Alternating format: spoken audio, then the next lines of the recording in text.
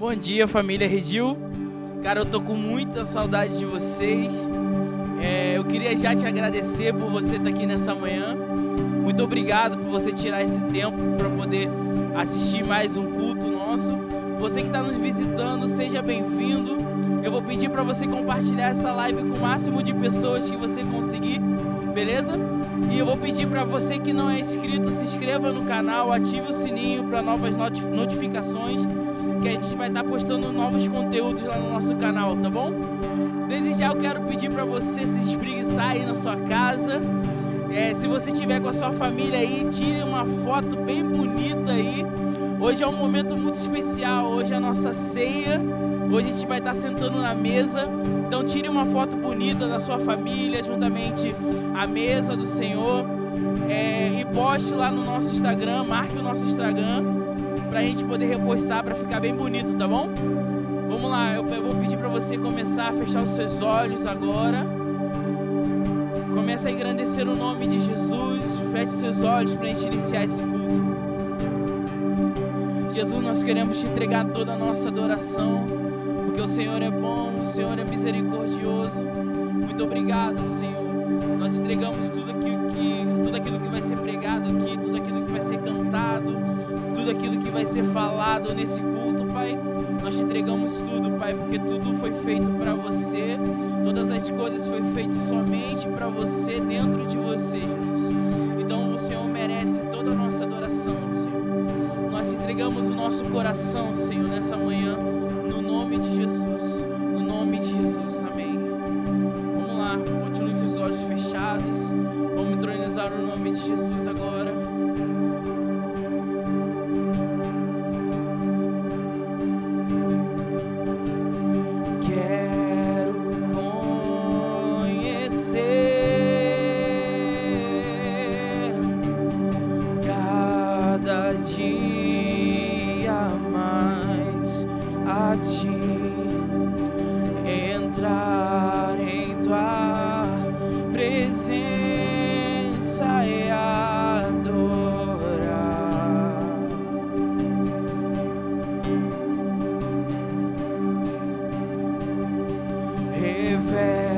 Revela-nos tua glória. Precisamos de muito mais de ti.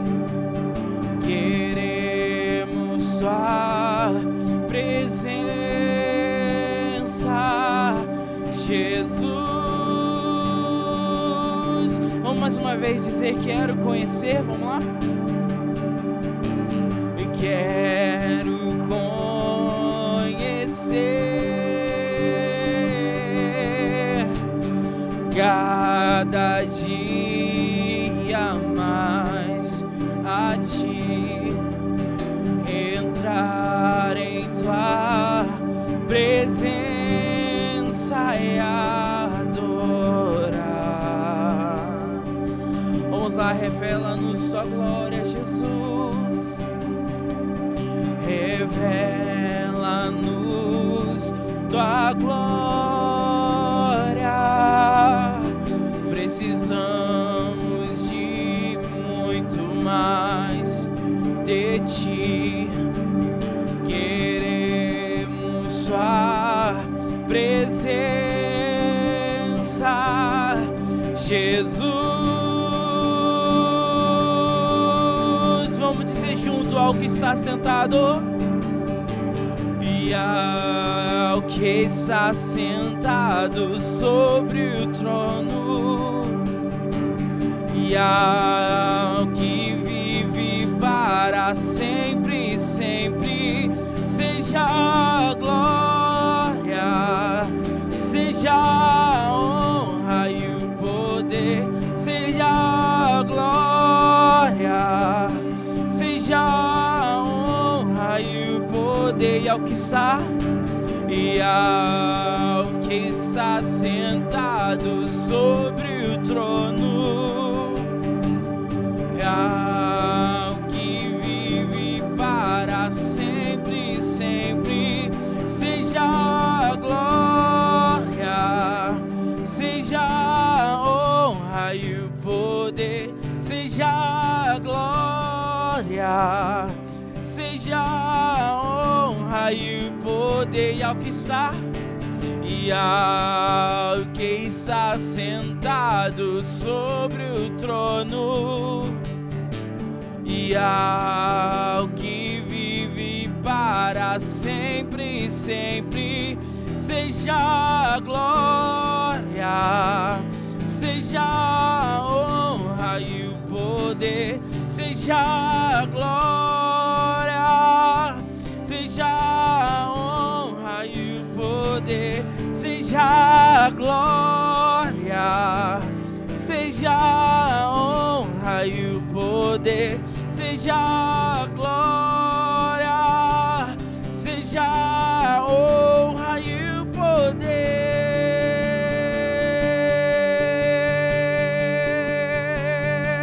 Vamos lá, exalte ao nome de Jesus. Diga a Ele a glória, a Ele toda a honra, todo o poder. Ele é digno de receber toda a nossa adoração, toda a nossa adoração. Vamos lá, aumente o volume da sua voz na sua casa. Vamos lá, você é digno de receber Jesus.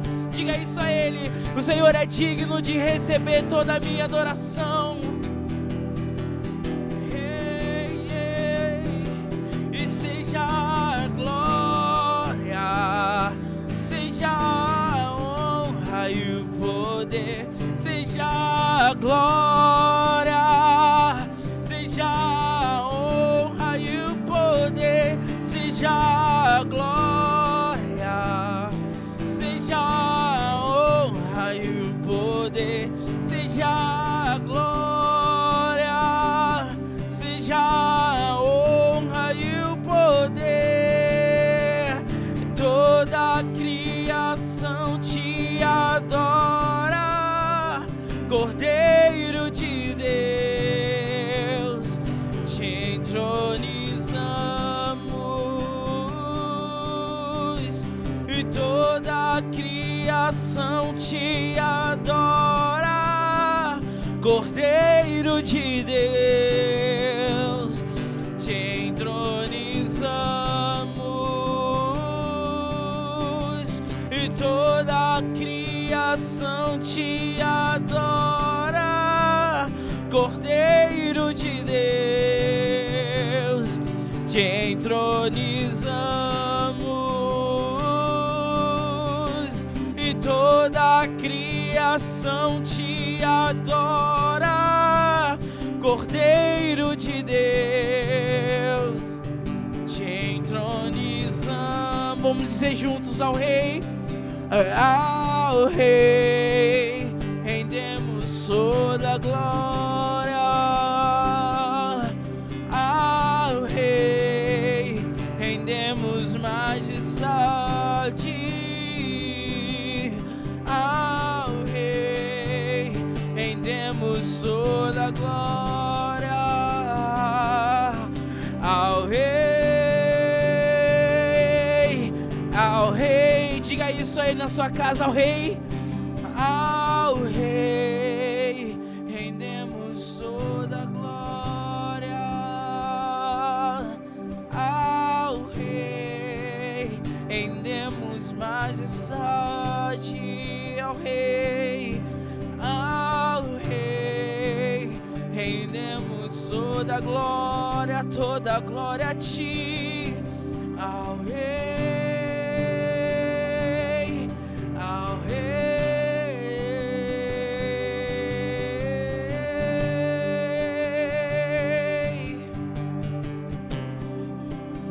a ti rendemos toda a glória.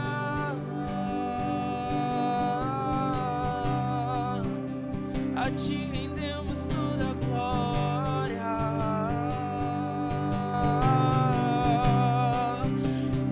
O Senhor é bom, o Senhor é bom. Ao Rei rendemos toda a glória.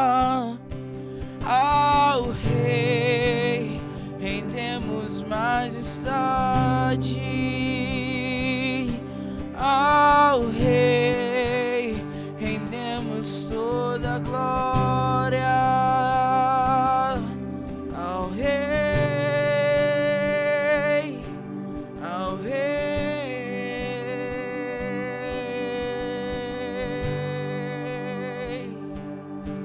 Nós te agradecemos, Jesus. Nós te agradecemos pelo que o Senhor é. Nós louvamos o teu nome, porque o Senhor é bom. Muito obrigado, Jesus, pelo teu amor maravilhoso. O Senhor merece toda a nossa adoração, Jesus. O Senhor é bom, o Senhor é tão belo. Nós te amamos, nós te amamos. Amém.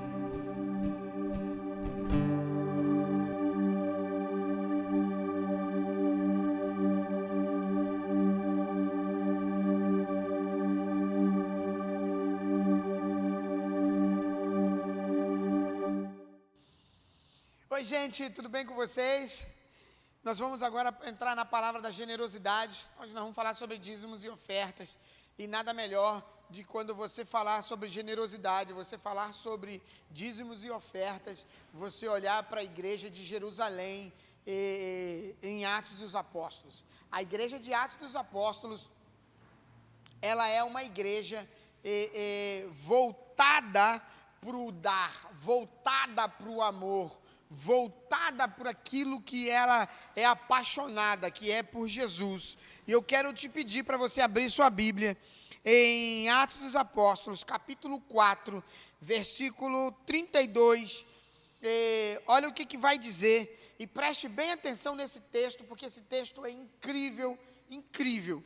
Diz assim: todos os que creram estavam unidos em coração e mente.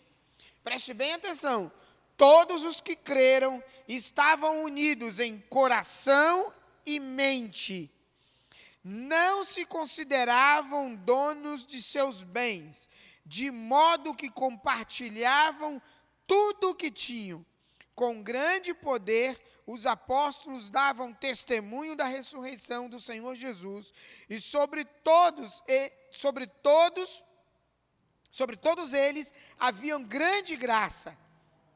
Entre eles não havia necessitados, pois quem possuía terras ou casas, vendia o que era seu e levava o dinheiro aos apóstolos, para que dessem aos que precisavam de ajuda.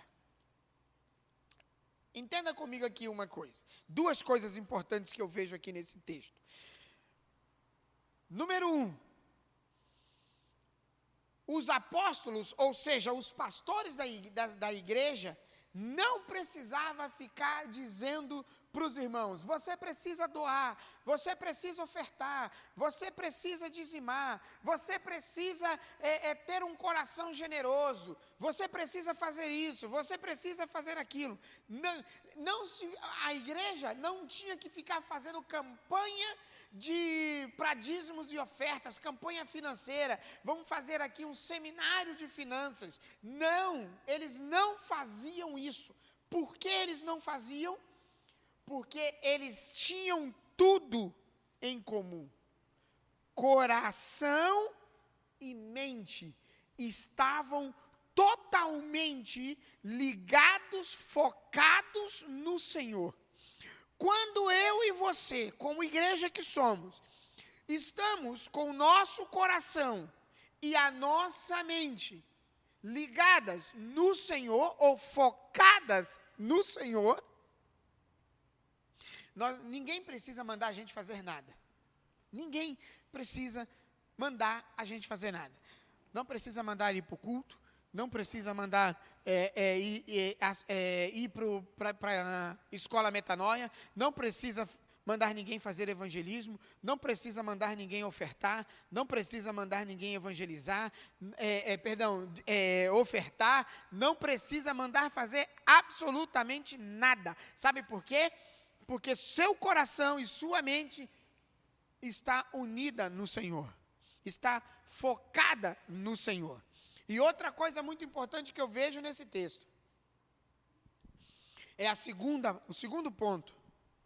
Vocês perceberam que a Bíblia diz que nenhum irmão tinha necessidade de nada. Por quê? Porque aquele que tinha ajudava aquele que não tinha. Aí você vai dizer para mim, mas pastor, aí está dizendo que tem eles vendiam as propriedades e distribuíam entre os irmãos. Vendia, pegava o dinheiro, dava para os apóstolos distribuíam. Mas isso era naquela época, hoje em dia é muito difícil, porque os irmãos, e a gente tem dúvida se esse dinheiro vai para lá ou vai para cá. Preste bem atenção no que eu vou falar para você. Preste bem atenção no que eu vou falar para você. Muito importante. Atento aqui comigo. Você acha que naquela época não tinha esse tipo de problema? Claro que tinha. Simples. Se você seguir o texto no capítulo 5, nós lemos o capítulo 4.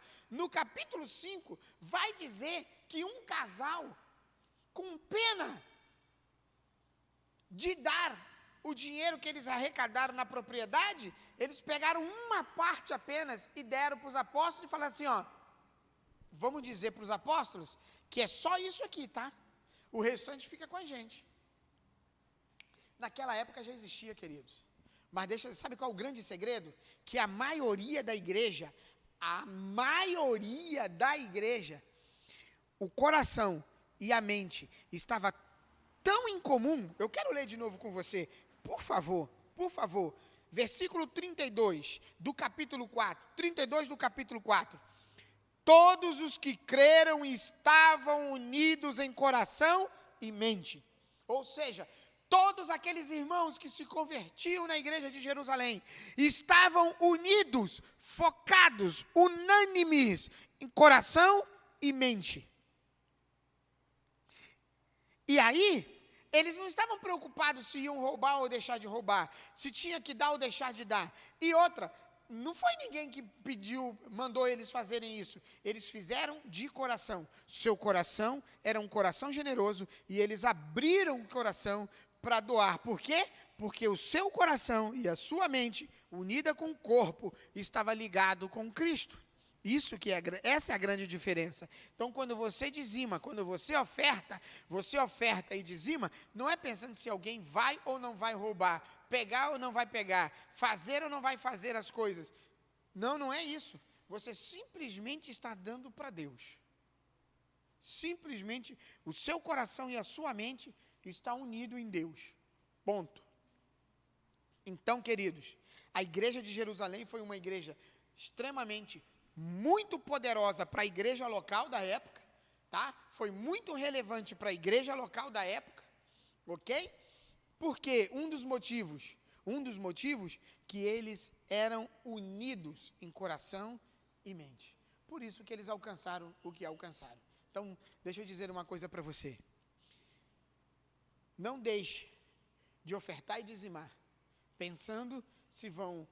não, é porque não vão fazer isso ou vão fazer aquilo com o meu dinheiro. Não. Quando você pensa e você dá, esse dinheiro não é seu. Até porque, na realidade, nada é nosso. Tudo do Senhor, né? Nada é nosso. Tudo é do Senhor. Então, você está ofertando para o Senhor. Então, deixe o Senhor, tá, agir como Ele tem que agir. Então, queridos, se você vai ofertar fazendo transferência bancária, nós vamos colocar lá no nosso no grupo da igreja, nós vamos colocar lá o número da conta, tudo direitinho para você fazer a transferência. E aí você transfere o seu dinheiro. Se você não quiser transferir, quiser entregar em mãos, nós também vamos estar colocando no grupo da igreja quais dias você pode vir aqui na igreja e assim trazer o seu dízimo e trazer a sua oferta. Amém? Então, querido, Deus abençoe muito a sua vida. Saiba que Deus vai transformar esse pouco que você está ofertando em muito para a sua vida. Deus abençoe, beijo no teu coração. Daqui a pouco nos vemos na Santa Ceia, tá bom? Um beijo.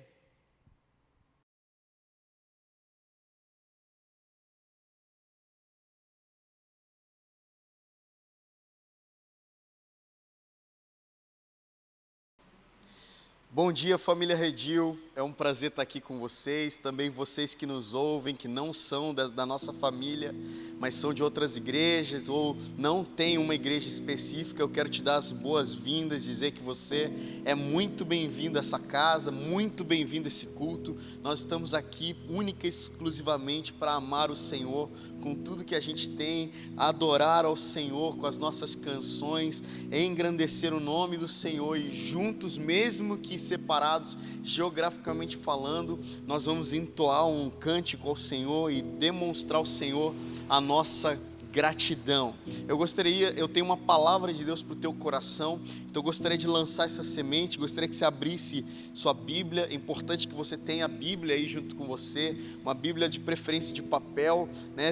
Porque muita gente está vendo no celular, então se você sai do celular, sai do YouTube, provavelmente você vai perder a palavra. Então pegue a sua Bíblia de papel. Se você não tem uma Bíblia aí perto, não se preocupe, continue focado aqui. Eu vou ler para você Hebreus capítulo 4, versículo 12. É algo que Deus tem falado muito forte ao meu coração. Hebreus capítulo 4, versículo 12 diz assim: porque a palavra de Deus é viva e eficaz e mais cortante do que qualquer espada de dois gumes, e penetra até o ponto de dividir alma e espírito, juntas e medulas, e é apta para discernir os pensamentos e as intenções do coração. Essa minha versão está escrito pensamentos e intenções, mas existem outras traduções. Eu gosto mais da outra tradução que diz: e é apta para discernir as motivações e as intenções do coração. Eu quero falar hoje com você sobre motivação do coração. Deus tem falado muito forte comigo, ainda mais nessa quarentena, sobre a minha motivação de fazer todas as coisas. Nesse momento de quarentena nós ficamos com uma pergunta que não quer calar: o porquê eu vinha fazendo o que vinha fazendo, com qual motivação, com qual perspectiva, com qual coração. E nós lemos aqui o escritor aos Hebreus dizendo: porque a palavra de Deus, e somente a palavra, não a canção, não uma pregação que você ouviu por aí no YouTube, ou nem é uma pregação aqui, mas a palavra de Deus é viva e eficaz, mais cortante do que qualquer espada de dois gumes, e ela vai até o ponto de dividir alma de espírito, juntas de medulas, e por último e mais importante, e é apta, a palavra de Deus é apta para discernir, para clarear, para elucidar as motivações e os propósitos do coração. Eu tenho buscado aprender com Jesus o que é motivação do coração, e entendi que motivação nada mais é do que uma ação oriunda de um motivo pelo qual eu faço o que faço. Por exemplo, eu estou aqui pregando nessa manhã para vocês, e eu quero que você entenda qual que é o motivo pelo qual eu estou fazendo o que eu estou fazendo.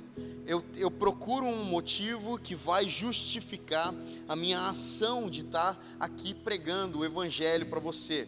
Alguns podem estar com a motivação no lugar errado e dizerem: não, eu prego porque as pessoas precisam, eu prego porque eu tenho um talento para falar, eu prego porque eu conheço a Bíblia. E nenhuma dessas alternativas que eu disse é com a motivação no lugar correto. Toda motivação é uma ação oriunda de um motivo que te leva a fazer o que você está fazendo. É muito importante que a quarentena, eu ouvi na semana passada uma frase que simplesmente me marcou. A pessoa dizia assim: a quarentena, Tom, te colocou de frente com você mesmo. Você vai ter que lidar com você mesmo na quarentena, porque na correria, né, na resolução de problemas, você não olhava para você, você olhava para todo mundo, menos para você. Mas a quarentena vem para que todo dia você acorde e você tenha que enfrentar o teu maior inimigo, que é você mesmo, o teu coração. Provérbios 4:23 vai ser muito claro quando Salomão diz: sobre tudo o que se deve guarda o vosso coração, porque dele provém todas as fontes da vida. A palavra de Deus também fala em Mateus o seguinte: onde está o seu tesouro, aí também está o seu coração. Por exemplo, né? Ou seja, onde está a sua riqueza maior, onde está a sua motivação, aí também está o teu coração. Onde está aquilo que você faz, aquilo que você sabe, aquilo que você tem, aí também está o teu coração. Ou seja, o problema nunca foi pôr a nossa motivação nas coisas de Deus. O problema sempre foi pôr a nossa motivação nas coisas de Deus com o coração no lugar errado. Ou seja, fazer as coisas para Deus com o coração no lugar errado. Por isso eu gostaria de falar com você sobre motivação do coração. E Deus falou para mim enquanto eu estudava essa palavra: sabe qual que é a única motivação correta, Tom? Eu falei: Deus, qual? E Deus falou para mim: a única motivação correta é aquela que aponta para o reino de Deus, é aquela que não dá outra desculpa, porque muitas das vezes a sua motivação vem de uma desculpa de fazer aquilo que você tem que fazer. Por exemplo, por que você faz isso? Eu faço porque não tem ninguém para fazer. Isso é uma motivação errada. Por que você faz isso? Eu faço isso porque, sabe, eu estou precisando espairecer e por isso eu estou fazendo isso. Sua motivação está no lugar errado. Agora, a única motivação correta é a motivação que faz com que você aponte logo a resposta do teu coração para o reino de Deus. Por exemplo, Tom, por que você prega? Eu prego para estabelecer a partir da mensagem do Evangelho o reino de Deus na terra. Eu prego para a partir da mensagem do Evangelho trazer pessoas para Cristo, para elas se alinharem no reino de Deus. Ou seja, toda motivação correta deve apontar única e exclusivamente para o reino de Deus. A motivação correta é a motivação que aponta para o reino de Deus. Você está comigo aí? Amém? Eu quero dizer o seguinte, que justamente na hora que Deus falou para mim: Tom, a motivação correta é a motivação que vem do reino de Deus, eu já lembrei de cara de um texto que eu gostaria de ler com você. Se você está com a sua Bíblia aberta, você abre aí em Romanos capítulo 14, versículo 17. De cara eu fui lá e comecei a anotar, estudar, sabendo que Deus queria falar alguma coisa comigo a partir da motivação do coração. E a palavra de Deus fala em Romanos, Paulo aos Romanos, no capítulo 14, versículo 17, algo que todos conhecem, mas nós não levamos em consideração muitas vezes. E Paulo vai falar aos Romanos o seguinte: porque o reino de Deus não é comida e nem bebida, mas justiça e paz e alegria no Espírito Santo. O que Paulo está falando aos romanos é o seguinte: o reino de Deus não é comida ou bebida. O que é comida e bebida? O que é comida e bebida na perspectiva bíblica? Comida e bebida aponta para necessidade, e toda necessidade é momentânea e é cíclica. Ou seja, por exemplo, eu bebi um pouco d'água alguns minutos atrás, antes de começar, e agora eu vou precisar beber mais um pouco d'água. Dá licença. Por quê? Porque é uma necessidade momentânea e cíclica. Agora que eu bebi água, nesse momento eu já não preciso mais beber água, ou seja, a necessidade se foi.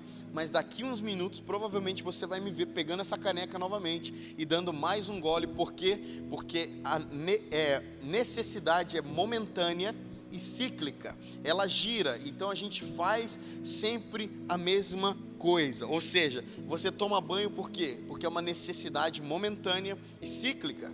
Por que você escova o teu dente? Porque é uma necessidade momentânea e cíclica. Por que você precisa de dinheiro? Porque dinheiro satisfaz ou resolve uma necessidade momentânea e cíclica, né? Então, por exemplo, se você ganha um dinheiro significativo hoje, esse dinheiro pode até te sustentar por 6 meses, mas depois disso você vai precisar de mais dinheiro, porque dinheiro é uma necessidade momentânea e cíclica, mesmo que for muito dinheiro. Então eu acho que você já entendeu o que eu quero dizer. O reino de Deus não é comida nem bebida, o reino de Deus não é necessidade. Se o reino de Deus não é necessidade, o reino de Deus é o quê? O reino de Deus é propósito. Diga comigo, propósito. O reino de Deus é propósito. O reino de Deus é propósito. E o propósito do reino de Deus, ou seja, qual que é o objetivo número 1 do reino de Deus? Eu perguntava isso essa semana para um cara e ele falou para mim assim: o propósito número 1 do reino de Deus deve ser propagar amor. E eu falei: não é. Aí ele: não é? Amor é o ápice da palavra de Deus. Eu falei: mas não é propagar amor. Ele falou: então já sei, é salvação, deve ser salvação. Eu falei, irmão, até salvação, nesse sentido e nesse contexto, se torna secundário com relação ao propósito número 1 do reino de Deus. Aí ele falou assim, não é possível, eu discordo, como que salvação é secundário? Eu disse para ele, Romanos capítulo 14, versículo 17, vai dizer que o reino de Deus se o reino de Deus o maior propósito do reino de Deus é estabelecer o que ele é. Se o reino de Deus é justiça, paz e alegria, o único e o maior propósito do reino de Deus é estabelecer justiça, paz e alegria no espírito para o ser humano. Aí ele disse, mas não estou entendendo ainda, como que você está dizendo que justiça, paz e alegria é mais importante do que salvação? Eu falei, não estou dizendo que é mais importante, eu estou dizendo que salvação é um reflexo da justiça de Deus alcançando o ser humano. Salvação é um reflexo da justiça de Deus tocando o homem. Por exemplo, João capítulo 16, versículo 7 e 8, do versículo 7 até o versículo 11, vai dizer o seguinte: todavia digo-vos a verdade, João 16, versículo 7, todavia digo-vos a verdade, que vos convém que eu vá. Jesus está falando para os discípulos, eu vou precisar ir para o meu Pai, eu vou precisar morrer e ressuscitar e ir para o meu Pai, porque se eu não for, o Consolador não virá a vós, mas quando eu for, eu vou-lo enviarei. Ou seja, o que vai acontecer aqui, Jesus está falando ele subirá depois da sua morte, da sua ressurreição, ele subirá aos céus, e quando ele sobe, o Consolador desce, e o Consolador, para quem não sabe, é o Espírito Santo. Versículo 8, e quando ele vier, convencerá o homem, o mundo do pecado, da justiça e do juízo. Eu paro aqui, falei que ia até o 11, mas vamos até o 8 só. Do pecado, da justiça e do juízo. Ou seja, para que o reino de Deus entre em alguém, ele vai precisar ser primeiro convencido, ele vai precisar encontrar primeiro a justiça de Deus, ou seja, a consciência de que ele foi salvo pela graça mediante a fé. A graça por si mesma não pode te salvar, a não ser que você tenha fé na graça de Deus. Ou seja, Paulo disse, a salvação vem pela graça mediante a fé, mediante aquele que crê. Ou seja, nós precisamos encontrar com o reino de Deus e tomarmos uma decisão no nosso espírito e na nossa mente, no nosso corpo, na nossa alma, de seguirmos o Senhor onde Ele for. E aí então o reino de Deus vem, e o que acontece com a gente é que o reino de Deus preenche a nossa vida com justiça. Eu costumo dizer que o reino de Deus é esse trem grande, imponente, que avança em alta velocidade, e se você não parou na estação do trem, e se você não pegou esse trem na estação do trem, você vai ficar para trás, o trem vai embora, ele não para por você, ele não muda a rota por você, o trem não muda a rota por você. A mesma coisa é o reino de Deus. O reino de Deus ele não se desvirtua para te alcançar. Isso aí é uma pregação que muitos estão pregando, que se chama hipergraça. Hipergraça é uma pregação da moda, que não é bíblica, é recheada de heresias e de inverdades que dizem para você que Deus ele faz tudo para ir até você e te encontrar. Na verdade, nós precisamos entender que o reino de Deus é um reino inabalável. O próprio escritor aos Hebreus vai dizer em Hebreus capítulo 12, versículo 28, depois que vocês receberam um reino inabalável, retenham a graça. Ou seja, o reino de Deus é inabalável, ele não se abala, ele não entorta, ele é um reino alinhado com a justiça de Deus. Ou seja, todo aquele que deseja o reino de Deus deve então se alinhar com o reino de Deus. Tanto que a primeira pessoa que prega sobre o reino de Deus na nova aliança é João Batista, e ele diz o seguinte: arrependei-vos, porque é chegado o reino dos céus. O que ele está querendo dizer é o seguinte: ei, você que está desalinhado, se alinha, porque é chegado o reino dos céus. Ou seja, o reino de Deus não vai se alinhar a você, você deve se alinhar ao reino de Deus. É por isso que nós precisamos entender que o reino de Deus não é uma necessidade momentânea. O reino de Deus não vem para satisfazer a sua necessidade. É por isso que muitas pessoas aceitam a Cristo, ficam alguns meses aqui e depois vão embora. Por quê? Porque elas vieram buscar uma satisfação momentânea e cíclica. Ou eles passam alguns meses aqui na igreja, se eles acham essa satisfação momentânea e cíclica, eles vão embora. Agora, muitos deles, por não aguentarem esperar a satisfação momentânea e cíclica deles, eles vão embora antes que se cumpra. Ou seja, eles voltam para o pecado, eles voltam para o mundo, eles voltam para a mente não renovada, justamente porque eles não entenderam que o reino de Deus não pode satisfazer necessidades, mas o reino de Deus pode cumprir propósitos. Eu vou repetir isso que eu acabei de dizer.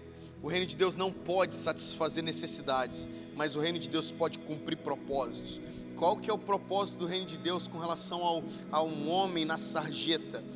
Não é satisfazer a necessidade, por exemplo, dele de tomar um banho ou comer alguma coisa. É óbvio que nós vamos continuar levando comida àquele que está na sarjeta. É óbvio que nós vamos continuar trazendo pessoas das trevas para a luz. Isso não nos impede de assistirmos os pobres, as viúvas, os órfãos. Isso não nos impede da gente continuar gerando ambientes de justiça social. O que eu estou dizendo é que o reino de Deus não tem por finalidade o assistir a necessidade de alguém que está cansado, que está aflito apenas, mas o reino de Deus tem como prioridade trazer justiça, paz e alegria, porque é isso que o reino de Deus é.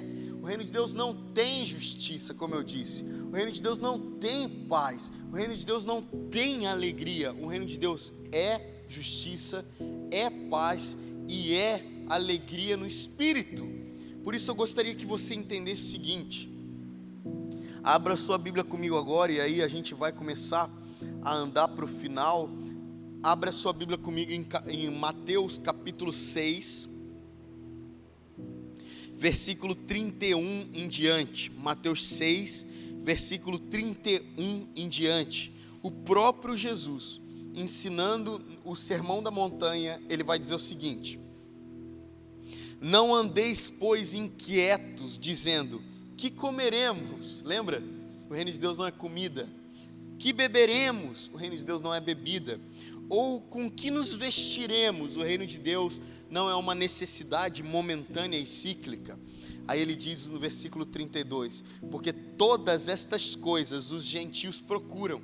Ou seja, Jesus está estabelecendo um padrão. Ele está falando, qual que é a diferença entre alguém que encontrou o reino de Deus e alguém que não encontrou o reino de Deus ainda? Alguém que encontrou o reino de Deus busca o propósito. Alguém que não encontrou o reino de Deus busca a necessidade. E aí ele continua dizendo, de certo, vosso Pai Celestial sabe bem que necessitais de todas essas coisas. Nosso Deus não está cego para a sua necessidade momentânea. Como eu disse, nós não vamos deixar de assistir pessoas em necessidade, mas essa não é a prioridade do reino de Deus, porque nosso Deus sabe o que a gente precisa. Por isso eu não vou ficar preocupado com amanhã, com o que eu vou comer amanhã. Deixa eu te fazer uma pergunta: em algum dia você passou algum momento dessa quarentena, você não comeu? Teve algum dia que você não comeu nada? Se você falar, não, eu estava de jejum esse dia, tudo bem, mas você passou 2 dias sem comer nada, 48 horas sem ingerir nada. Eu quero te dizer uma coisa, provavelmente você vai responder, não, eu não lembro a última vez que eu fiquei 24 horas sem comer, eu não lembro a última vez que eu fiquei 48 horas sem comer. É por isso mesmo que eu estou falando. Por quê? Porque o vosso Pai sabe do que você precisa. O que você precisa, o Senhor vai satisfazer. O Senhor vai satisfazer comida, bebida, vestimenta. Você não vai andar nu. Eu posso te garantir que em nenhuma hipótese você vai ficar nu, sem saber o que vestir. Não, você pode ter uma roupa ruim. Você pode ter uma roupa velha, mas em nenhum momento você não vai ter o que vestir. Não, você pode ter arroz e feijão só, mas em nenhum momento você não vai ter o que comer. Por quê? Porque nosso Pai Celestial sabe bem que nós necessitamos de todas essas coisas. Depois que a gente entendeu necessidade e propósito, a gente vai terminar o texto aqui dizendo o seguinte: Jesus vai dizer: mas buscai primeiro o reino de Deus e a sua justiça, e as demais coisas vos serão acrescentadas. Buscai em primeiro lugar o reino dos céus e a sua justiça, e as demais coisas vos serão acrescentadas. Esse é um texto muito conhecido, mas a gente acha que se eu buscar o reino de Deus, tudo que eu quero vai ser acrescentado para mim. De novo eu digo, essa mensagem é mentirosa, não carrega verdade em si, né? A palavra de Deus, ela não mente. Não, Jesus não está falando para você buscar o reino de Deus, você vai ter tudo o que você precisa, de jeito nenhum. A palavra de Deus está falando o seguinte: buscai primeiro o reino e a justiça. Não sei se você vai lembrar, mas nós falamos aqui muito sobre Romanos 14, 17, porque o reino de Deus não é comida nem bebida, mas é justiça, paz e alegria no Espírito. E agora nós vemos o próprio Jesus dizendo: mas buscai primeiro o reino dos céus e a sua justiça. Nessa hora eu parei e eu fui meditar nessa mensagem aqui, nesse texto, e aí eu tentei fazer um link de Mateus 6, 33 com Romanos 14, 17. O reino de Deus não é comida ou bebida, mas é justiça, paz e alegria no Espírito. E Mateus 6, mas buscai primeiro o reino dos céus e a sua justiça, e todas as demais coisas vos serão acrescentadas. Eu fiquei assim: Jesus, me ensina o que o Senhor ensinou para aquelas pessoas que estavam naquele dia te ouvindo. Eu cheguei à conclusão, meus irmãos, que é muito impressionante o que nós estamos estudando aqui. É um nível mais profundo de entendimento que nós estamos refletindo aqui essa manhã. Eu quero refletir contigo o seguinte: a palavra de Deus, ela fala em Romanos, o reino de Deus é justiça e paz e alegria. Ele não fala que o reino de Deus é justiça, vírgula, paz, vírgula, alegria. Ele fala que o reino de Deus é justiça, vírgula, e paz, vírgula, e alegria no Espírito. Esse "e", meu amigo, muda tudo. Por quê? Porque esse "ezinho" vai mudar completamente o entendimento. Nós vamos entender que se buscarmos a justiça, teremos consequentemente a paz e consequentemente a alegria. Ou seja, não há alegria sem paz, não há paz sem justiça. Não há alegria sem justiça, não há paz sem justiça. Então nós precisamos buscar o quê? A justiça. Eu falei para vocês que hoje nós falaríamos sobre motivação do coração, e tem tudo a ver com motivação do coração. Por quê? Porque qual que é a tua motivação? Você está vindo buscar uma necessidade nessa live, ou você está vindo buscar um propósito? O que você veio buscar aqui nessa manhã? O que você veio buscar aqui? Você veio buscar uma necessidade momentânea e cíclica, ou você veio buscar a justiça de Deus? Outra coisa que me impressiona é que eu fui pesquisar o que significa a palavra justiça, e tomei um susto quando na verdade encontrei a palavra justiça, que é uma palavra grega. Deixa eu só abrir aqui rapidinho com vocês. A palavra justiça é uma palavra grega chamada dikaisune.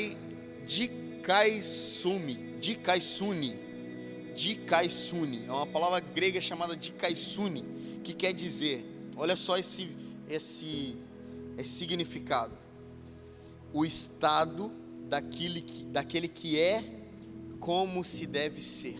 Isso é justiça. Buscai primeiro o reino de Deus, e tudo estando no estado como se deve ser, e todas as demais coisas vos serão acrescentadas. O que é o Evangelho?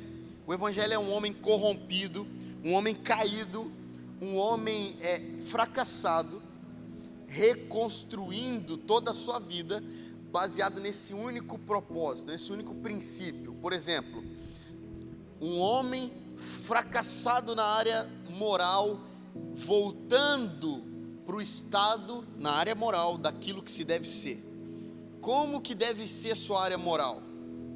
Tá? Então é a reconstrução da área moral do homem. Por exemplo, o homem num estado, numa vida conjugal promíscua, numa vida sentimental promíscua, ou numa vida sentimental fracassada, alguém que trai muito, alguém que mente muito.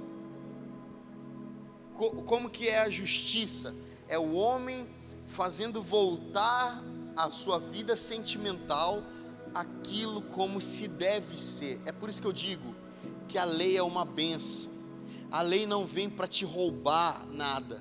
A lei do Senhor veio para te colocar uma linha, uma régua reta de medir. A lei vem para colocar as coisas todas no lugar de como elas devem estar, né? O que é injustiça nesse sentido? Por exemplo, esse computador não foi feito para estar assim. Ele não foi feito para estar assim. Assim está errado. Então o que é a justiça entrando na vida de alguém? É eu colocando esse computador, por exemplo, no lugar onde ele deve estar. É todas as suas coisas no seu devido lugar. Jesus vai falar assim: busquem o reino de Deus e busquem colocar todas as coisas no seu devido lugar. Porque quando você colocar as coisas de Deus no seu devido lugar, todas as demais coisas vos serão acrescentadas. Uau! Isso é glorioso demais. Isso é glorioso demais. Busquem em primeiro lugar o reino. E o reino que é de justiça vai esperar daquele que entrou no reino justiça, alinhamento. O reino de Deus é uma régua retinha. A lei do Senhor é uma régua retinha. É isso que nós precisamos. É assim que precisamos andar, em constante renovação, constante arrependimento, constante alinhamento. Acho que a palavra dessa quarentena de Deus para nós é alinhamento. É tempo de nos alinharmos com o Senhor e colocarmos todas as coisas no seu devido lugar. Por isso eu tenho uma palavra para o teu coração agora. Eu quero declarar no teu coração que chegou o tempo de você organizar as coisas dentro de você, para que as coisas fora de você voltem para o seu devido lugar também. É tempo de você reorganizar sua alma, seu espírito, seu coração. Uma pergunta que raramente te fazem é: como é que está o teu coração? Como é que está a tua alma? Como é que está o teu espírito? E essa palavra é muito poderosa, porque nós precisamos entender de uma vez por todas que necessitamos nos alinhar para que vivamos em justiça, paz e alegria no espírito. Agora, para finalizar, eu termino dizendo uma coisa. Eu termino dizendo o seguinte: o reino de Deus é justiça e paz e alegria no espírito. Ou seja, o que nós devemos buscar primeiro? Nós devemos buscar em primeiro lugar o reino e a justiça. Nós não devemos buscar paz. Em nenhum momento da palavra você vai ver: busquem a paz. Não. Provavelmente, se você estuda um pouquinho mais a Bíblia, você já lembrou, na hora que eu falei isso, de seguir a paz com todos e a santificação, sem a qual ninguém verá o Senhor. Mas ele não está falando que você vai buscar a paz. Ele está falando que você vai deixar escorrer para todo mundo que te rodeia a paz que já está dentro de você.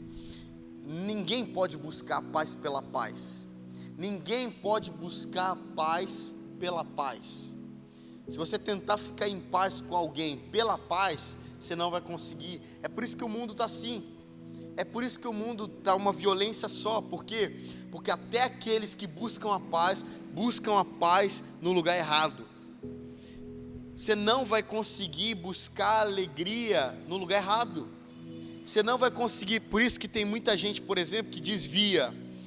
E assim que desvia, já começa a postar no Facebook, no Instagram, nas redes sociais, assim: tô feliz, tô alegre, né? E começa a postar indo para festas, começa a postar várias fotos, exibe o seu corpo, e como se essa pessoa estivesse dizendo: eu nunca estive tão feliz e alegre. Mas não dá para a gente buscar alegria pela alegria. Ninguém nunca conseguiu encontrar alegria no lugar errado. E eu te pergunto, onde você encontra paz? Então, como é que a gente precisa buscar paz, se não podemos buscar paz? Como é que podemos encontrar paz se não tem um lugar? Não tem um lugar. É interessante como Paulo fala que nós temos paz com Deus.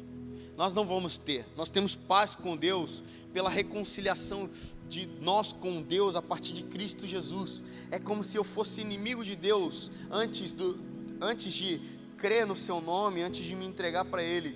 E é como se Jesus fosse o pacificador que dissesse: vamos lá, façam as pazes. Façam as pazes. É isso. Só que depois que você entregou sua vida para Jesus, você precisa crer que você carrega paz aí dentro. Mas Tom, eu estou entendendo tudo que você está falando, mas uma coisa eu não entendi. Como que eu consigo perceber paz? Você falou que eu já tenho paz, mas eu não consigo perceber aqui dentro, eu não ando em paz. Ou talvez você esteja falando: eu entendi, mas eu não tenho andado em alegria. Como é que eu faço? Como é que busca alegria? Eu vou te dizer uma coisa: não dá para buscar paz pela paz, alegria pela alegria. Nós precisamos, meus irmãos, buscar alegria na justiça. Precisamos buscar paz na justiça. Buscar em primeiro lugar o reino de Deus e a sua justiça. Buscar e fazer com que todas as coisas voltem para o seu devido lugar. Por exemplo, você já esteve alguma vez sem falar com alguém, brigado com alguém, rompeu o relacionamento por anos, e um belo dia você não estava aguentando mais, você foi lá e se reconciliou com essa pessoa, e a justiça, ou seja, o seu relacionamento com a pessoa, como se deve ser, voltou, e consequentemente volta a paz e volta a alegria. Não dá para eu receber alegria sem receber justiça. Toda tentativa de ficar alegre sem a justiça de Deus é paliativa, momentânea e cíclica. Vai ser uma alegria de necessidade. Por exemplo, sextou, hashtag sextou. Estou precisando ir para balada, estou precisando ir para o bar para ficar um pouquinho mais alegre. Beleza, pode ir. Você pode até ficar alegre essa noite, mas só Deus sabe como você vai acordar amanhã. Porque é uma necessidade momentânea e cíclica. Você vai ter uma necessidade de buscar alegria novamente. Mas eu tenho uma boa notícia para nós, salvos pela graça mediante a fé. Depois que recebemos um reino que não se pode abalar, um reino de paz, de justiça, de paz e de alegria no Espírito, a justiça de Deus vai fazer com que a paz reine no nosso coração e consequentemente teremos, no meio desse caos todo que está o mundo, a alegria no Espírito Santo. É isso que Deus prometeu para a gente, é isso que nós devemos nos apropriar. Teremos paz com Deus, temos paz com Deus e por isso somos pessoas alegres. Eu não estou falando que você precisa estar feliz o tempo inteiro. Tem gente que acorda, cara, só Deus sabe como eu acordo. Meu pai sabe, minha mãe sabe, minha esposa sabe como que eu acordo, meu amigo. De manhã eu não sou ninguém, de verdade. Eu acordo muito mal-humorado, ou seja, tem dia que eu acordo e eu não estou feliz, mas a alegria deve ser uma característica do cristão, deve ser uma característica de todo aquele que nasceu de novo e é salvo pela graça mediante a fé. Eu preciso andar em alegria, nem sempre vou estar feliz, mas sempre vou ter alegria no Espírito Santo. É isso que Deus prometeu para a gente, e com o passar do tempo, você vai alinhando, ajustando a sua vida, a justiça de Deus, aquilo que é como se deve ser, e todas essas demais coisas vão sendo acrescentadas. Que demais coisas são essas? Paz e alegria.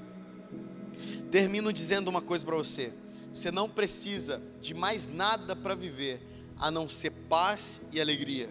O homem que tem paz e alegria vive bem e corre atrás de todas as necessidades cíclicas e momentâneas da vida. Agora, um homem sem paz, um homem sem alegria, é um homem fracassado, é um homem cansado, é um homem sobrecarregado que não consegue nem buscar as coisas mais simples da vida. Pergunta para um homem que está morando na rua hoje, o que levou ele para a rua?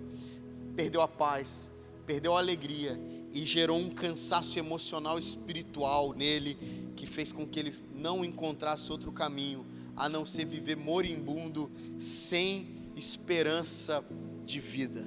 Por isso eu quero ministrar ao teu coração algo da parte de Deus nesse fim.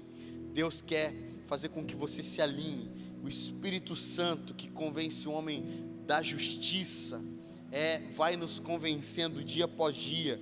Alguém me perguntou ontem mesmo: Tom, como eu sei que eu não estou onde eu deveria estar?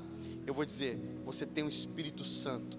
O Espírito Santo vai te falar de manhã, vai te falar à tarde, vai te falar à noite, que você precisa alinhar aquilo que está desalinhado. Porque lembra, o reino de Deus, Jesus, nunca vai se alinhar a você. Você deve se alinhar a Ele para sempre, por o resto da sua vida. Você precisa viver em constante alinhamento. Quando Paulo fala aos Coríntios, capítulo 2, versículo 18, aliás, 2 Coríntios 3, 18, e todos nós com a face descoberta, contemplamos como por espelho a glória do Senhor, e somos transformados de glória em glória, na sua própria imagem. Isso é justiça, é o homem de glória em glória se alinhando ao caráter de Cristo, até que todos cheguemos à estatura do varão perfeito. Paulo fala em Efésios, ou seja, é uma igreja que procura por justiça e encontra justiça, e à medida em que vai se alinhando, vai crescendo a estatura do varão perfeito. Quem é o varão perfeito? É Cristo. Ele é o homem pleno, ele é o homem perfeito, ele é um homem suficiente.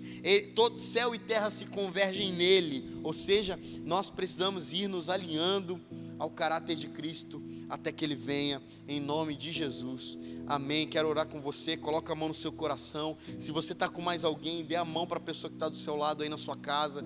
Pai, eu quero orar em nome de Jesus, que o Senhor libere justiça nesse tempo, alinhamento nesse tempo, que nós sejamos, nós busquemos o seu reino e a sua justiça, para que a paz e a alegria e o que precisamos comer, e o que precisamos beber, e o que precisamos vestir, possa serem acrescentadas para nós. Eu quero orar em nome de Jesus por todos que me veem agora. Quero orar pela casa desses que me veem, pela família desses que me veem, pela nossa igreja, e por todas as igrejas representadas que estão vendo esse vídeo. Eu quero te pedir em nome de Jesus, Pai, expande o nosso temor ao Senhor, expande o nosso respeito, nossa reverência, o nosso desejo incontrolável de buscar a sua justiça, para que todas as demais coisas nos sejam acrescentadas para a glória do teu santo nome. Amém e amém. Deus abençoe muito você.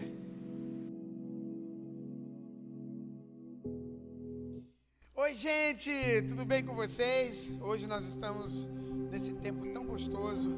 Tudo indicava que hoje seria culto presencial, mas infelizmente não foi possível. Mas não tem problema, espera que daqui a pouco nós vamos estar já retornando para o templo e fazendo nossos cultos no templo. Mas deixa eu dizer uma coisa para você: não deixa, só porque nós vamos voltar para o templo, não deixa perder essa coisa tão gostosa de você estar com a sua família fazendo esse culto em casa. Continue cultuando em casa, com a sua família, e vindo para o templo também, ouvindo assim as palavras dos pastores da igreja, assim como a palavra que o Tom ministrou, que foi incrível para nossas vidas.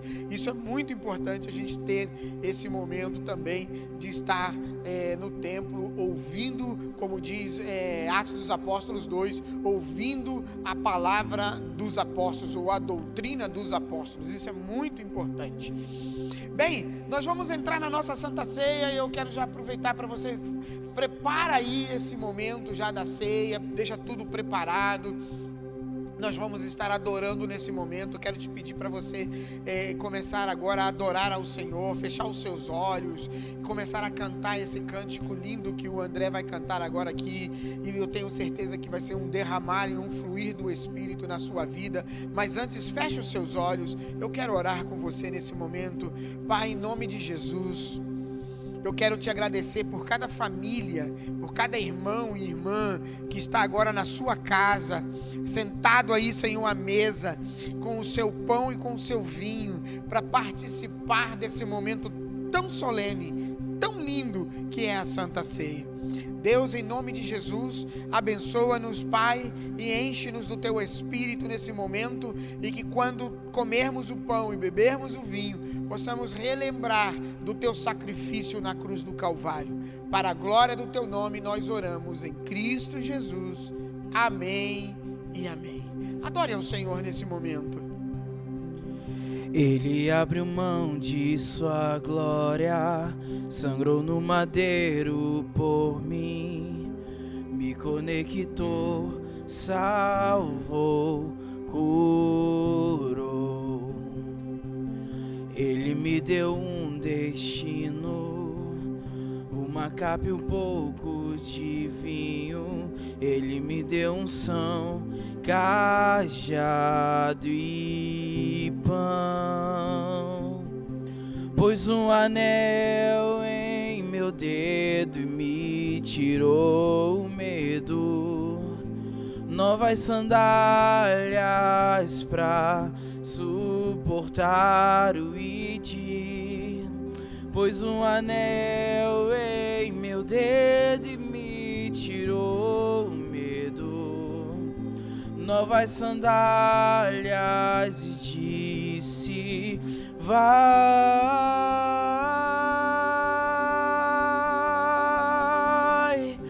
E eu me despedi dos meus pais. Eu queimei minhas carroças e eu afundei meus barcos no cais. Vamos lá mais uma vez dizer: e eu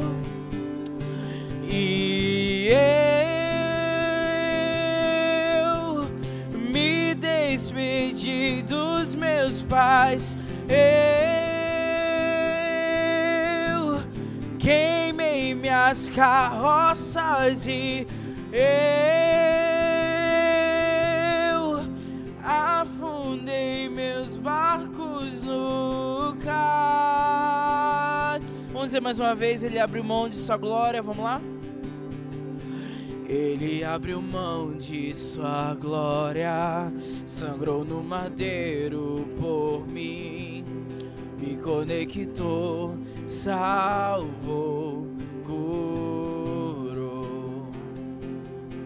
Ele me deu um destino, uma capa e um pouco de vinho.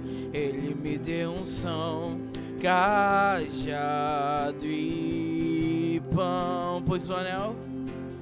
Pôs um anel em meu dedo e me tirou o medo. Novas sandálias pra suportar o ID. Pôs um anel em meu dedo e me tirou o medo. Novas sandálias e disse: vai. Vamos dizer: eu me despedi dos meus pais. Eu queimei minhas carroças e eu afundei meus barcos no cais. E eu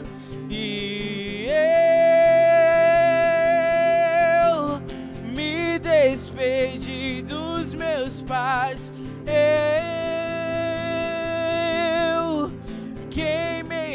minhas carroças e eu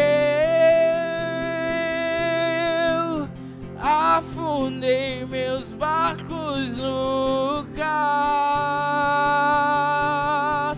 Vamos dizer juntos: pra onde eu irei? Pra onde eu irei? Se eu não tenho pra onde voltar, só tenho você, Deus. Palavras de vida eterna. Pra onde eu irei? Se eu não tenho pra onde voltar, só tenho você, Deus. Palavras de vida eterna. Pra onde eu irei? Se eu não tenho pra onde voltar, só tenho você, Deus. Palavras de vida eterna. E pra onde eu irei? Se eu não tenho pra onde voltar, só tenho você, Deus. Palavras de vida eterna. Pra onde eu irei? Se eu não tenho pra onde voltar, só tenho você, Deus. Palavras de vida eterna. Pra onde eu irei? Se eu não tenho pra onde voltar, só tenho você, Deus. Palavras de vida eterna.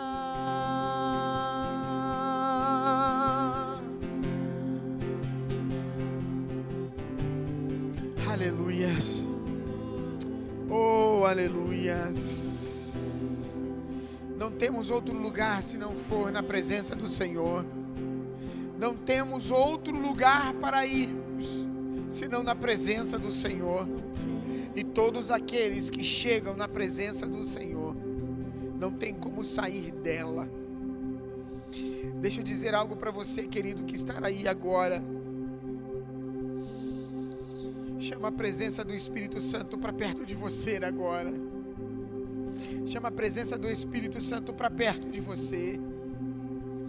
Se te der vontade de falar em línguas, fale em línguas nesse momento. Se você tiver com vontade de cantar cânticos espirituais, cante cânticos espirituais nesse momento. A presença do Pai estará aí, a presença do Espírito Santo estará aí, aonde você está nesse momento, na sua casa, com a sua família, ou você sozinho, mas a presença do Espírito estará aí. Aleluias. Eu quero te convidar para você abrir a sua Bíblia na primeira carta que escreveu Paulo aos Coríntios, no capítulo 11, do versículo 23 em diante, aonde ele fala sobre a constituição da Santa Ceia. Nós vamos ter um tempo de comunhão com o Pai, de comunhão com os meus irmãos. Diz assim: pois eu lhes transmiti aquilo que recebi do Senhor. Na noite em que o Senhor Jesus foi traído, ele tomou o pão, agradeceu a Deus, partiu e disse: este é meu corpo que é entregue por vocês, façam isto em memória de mim. Da mesma forma, depois da ceia, tomou o cálice e disse: este cálice é a nova aliança, confirmada com o meu sangue, façam isto em memória de mim, sempre que o beberem, porque cada vez que vocês comem desse pão e bebem desse cálice, anunciam a morte do Senhor até que Ele venha. Queridos, deixa eu dizer algo para você. Todas as vezes quando nós pegamos o pão e pegamos o vinho e vamos participar da Santa Ceia, na realidade nós estamos anunciando. Nós olhamos para a cruz e não vemos mais Jesus lá, não vimos Jesus. Jesus não está lá mais. E agora nós temos que anunciar que Jesus morreu e ao terceiro dia ressuscitou. Essa é a nossa mensagem. Essa é a mensagem da cruz, que Jesus morreu e ao terceiro dia ressuscitou por amor à humanidade, por amor a você. Esta é a nossa mensagem. Essa é a pregação do puro do Evangelho. Nesse momento, pega o seu pão, pega o seu vinho e vamos estar orando. Você que é o sacerdote da sua casa, distribua o pão e o vinho para as pessoas da sua família aí agora, que nós vamos estar orando. Distribuiu? Não coma ainda, que nós vamos orar. Queremos comer juntos. Pai, em nome de Jesus, aqui está o pão e o vinho, que simbolizam, Senhor, o seu corpo e o seu sangue. Que quando nós comemos e bebemos, Pai, nós olhamos para a cruz e não te vemos mais lá, Pai, porque o Senhor já não está mais. O Senhor já saiu de lá. Quando olhamos para a tumba, vemos uma tumba vazia, porque o Senhor ressuscitou o terceiro dia. E o Senhor fez isso por amor. O Senhor nos amou primeiro. O Senhor nos amou tanto que se entregou por nós. Ô Paizinho, muito obrigado. Nós não merecíamos tal coisa, mas o Senhor enviou o seu Filho amado Jesus Cristo para morrer na cruz do Calvário e ressuscitar ao terceiro dia para nos dar a tão grande salvação.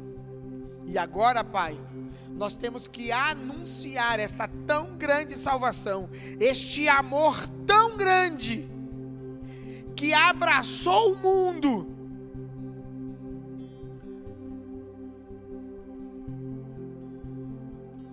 que gerou em nós uma paternidade espiritual.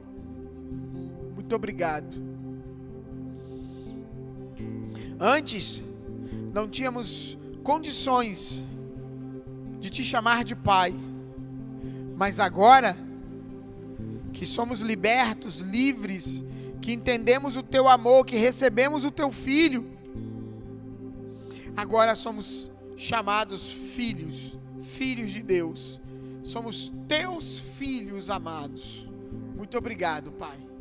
Em Cristo Jesus nós oramos. Amém. Pega o pão agora, queridos. Pega o pão e sirva ao seu irmão.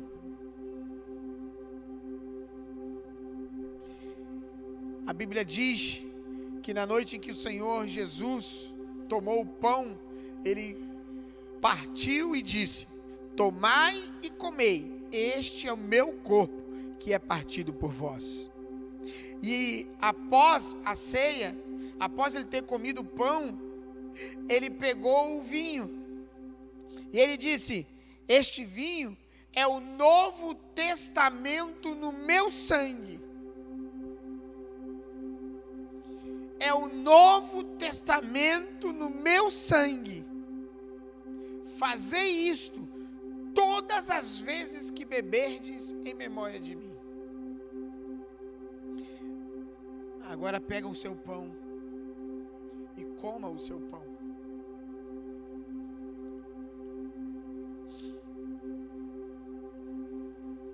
Pega o seu vinho e toma o seu vinho.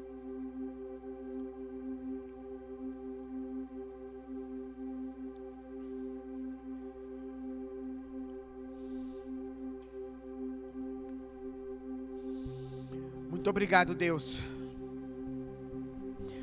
Muito obrigado por esse momento tão lindo, tão maravilhoso que é a Santa Ceia. Muito obrigado, Pai, porque mais uma vez podemos olhar para trás, olhar para a cruz e não ver ninguém na cruz. Podemos olhar para a tumba e não ver ninguém na tumba. Muito obrigado. Muito Muito obrigado porque, pelo teu infinito amor, aqui estamos, participando do corpo e do teu sangue. Muito obrigado por esse tempo. Em Cristo Jesus. Amém, queridos, amém. Participamos desse momento da Santa Ceia tão lindo. Tivemos um tempo de louvor, tivemos um tempo de palavra, uma palavra incrível pelo pastor Tom, a ministração da Santa Ceia. Estamos indo já para o finalzinho, não sai ainda não. Nós temos algumas coisinhas ainda para falar. Primeiro é que quinta-feira, agora às 20 horas, eu conto com você, tá? No culto Metanoia, ou seja, na escola Metanoia, tá? Escola Metanoia, nessa quinta às 20 horas, no aplicativo Zoom. Se você não tem esse aplicativo, tá? Vai no Play Store do seu celular e baixa ele lá. Baixa ele, aplicativo Zoom, Z-O-O-M. Você baixa e aí, quando a gente mandar o link para o grupo da igreja, você só clica no link e já vai abrir para você, tá? Então, eu conto com a sua presença. Nós estamos estudando os 5 ministérios, baseado em Efésios 4, tá? Então eu conto com você. Nós vamos falar sobre, a próxima nós vamos falar sobre o evangelista, tá? Na quinta-feira que vem nós vamos falar sobre o evangelista.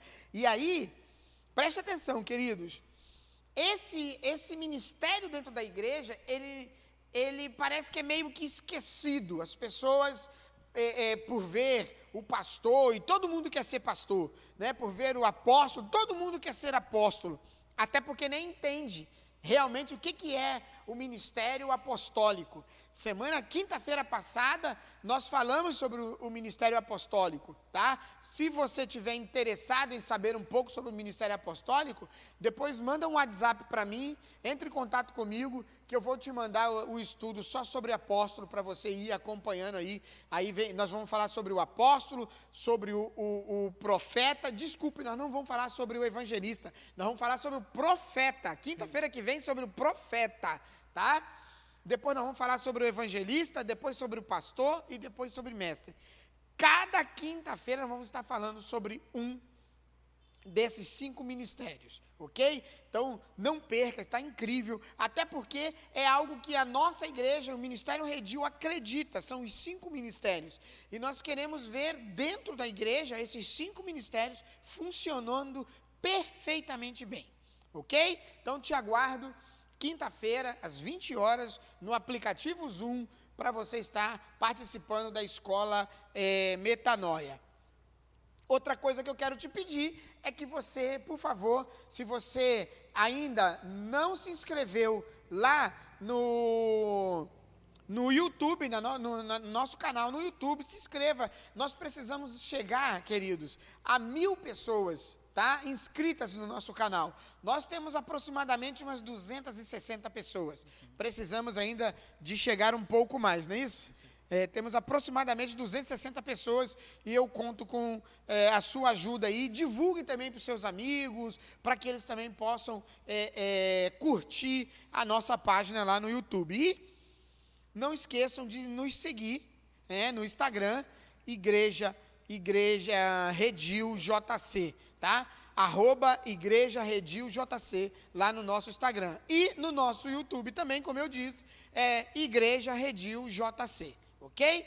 Conto com vocês, Deus abençoe, que tenha uma semana abençoada, e fique atento nas nossas redes sociais, porque provavelmente, domingo que vem, o culto será presencial, provavelmente, tá?